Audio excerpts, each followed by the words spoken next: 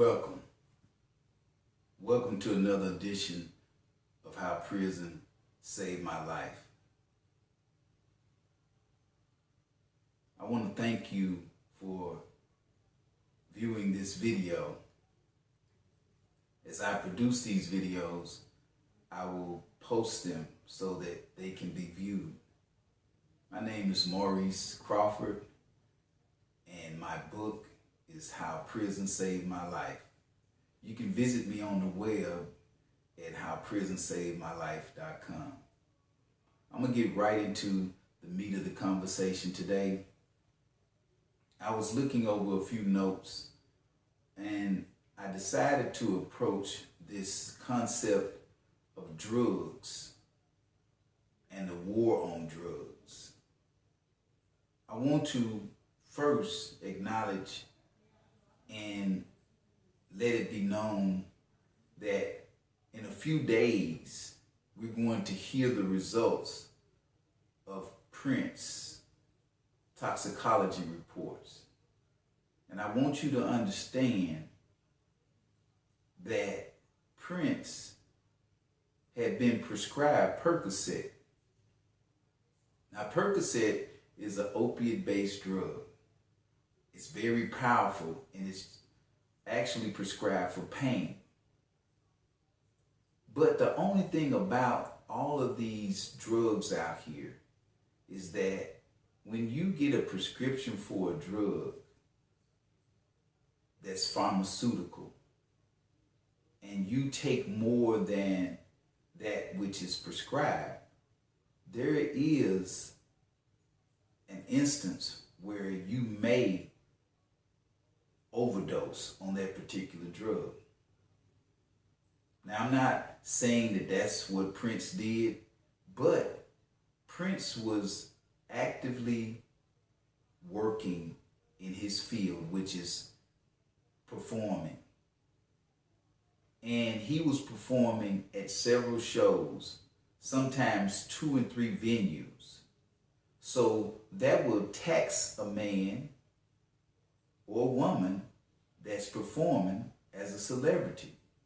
Now, Prince was a vegan, so his diet was very light, as it were, in absorbing the opiate along with the food.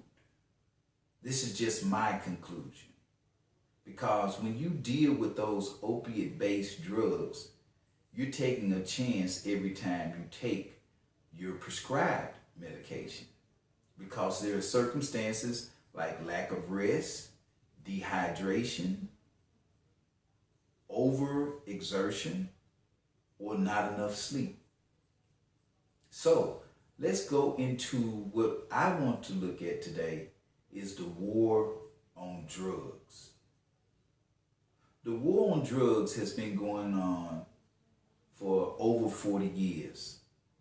I am a product of the war on drugs. I received a 40-year sentence as a result of the war on drugs, because they decided long ago that they would punish individuals that were actually selling and possessing drugs for distribution. And I happened to be one of those individuals that was distributing the drug cocaine. But my point is that Nixon initiated the war on drugs similarly to the one of prohibition against alcohol. The only thing that has happened with the current drug war, which is the war on drugs that's been going on for 40 years, is that it has increased the prison population. It has cost the government over $1 trillion, and it has disturbed and wreaked havoc in the black and brown communities. Now, I want to let it be known straight up and to the point. This war on drugs has been targeting blacks and brown people ever since it's been in effect. And the war on drugs should be called the War on Black and Brown People.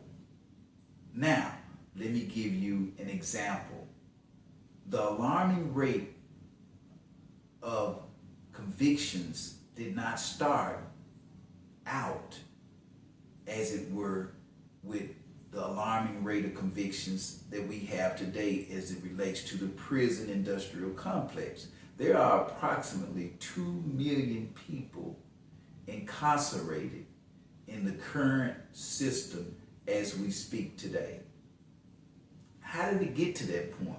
Well, it got to that point because they allowed drugs to come in on airplanes, ships, trains, on persons.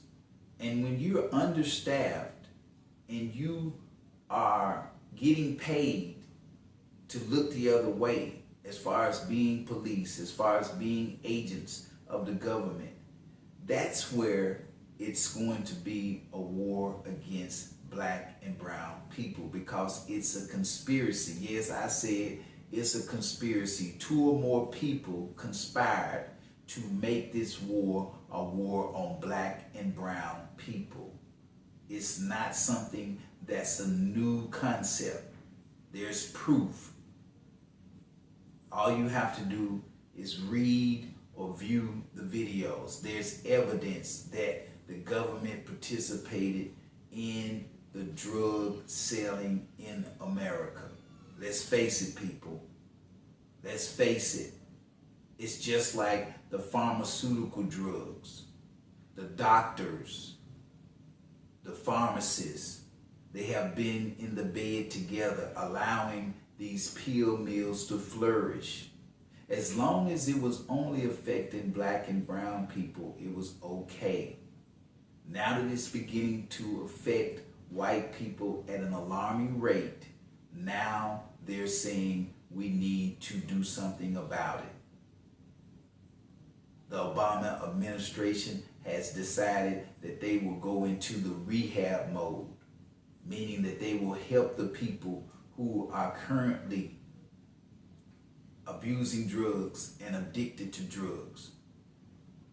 That's why I'm making this known, that all of a sudden it's becoming an issue of let's deal with rehab. Let's put the needles out there. They're even allowing heroin that's not street level heroin to be options to use for the extremely addicted individuals.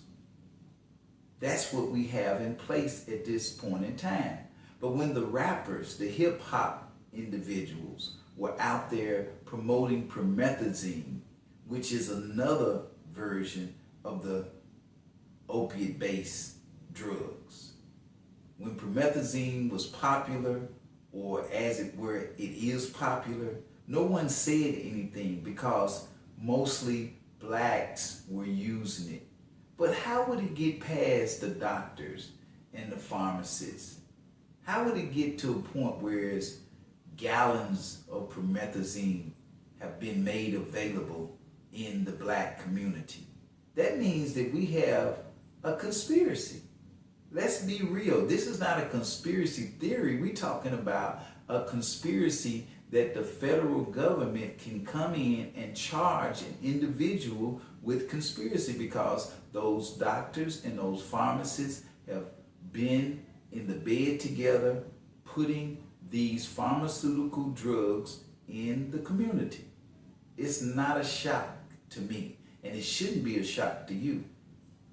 Because if you look at it, all of these pharmacists, all of these Walgreens and CVS's are popping up all around the community is because there is a demand for drugs. There's a demand for pharmaceutical drugs. And we are the victims of the drug companies. Now, there are 27 million people using drugs. 22 million of those individuals use marijuana. The other 5 use other illicit drugs. Now, we don't have a standard count of how many people are using the pain meds. meaning the opiate-based medicines. So that's another conversation and another topic. But I'm just specifically dealing with the war on black and brown people in America. If you have been in this country and you've sat back and watched it, you can see with your own eyes. It's not a conspiracy theory. Let's use the example of Chicago. Chicago has an over 50% unemployment rate for the black youth in Chicago.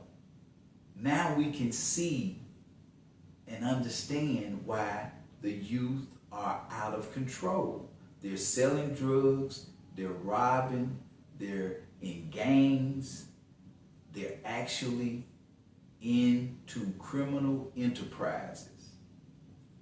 And the system waits and sits around and says, we'll just lock them up. They won't say, hey, let's provide jobs.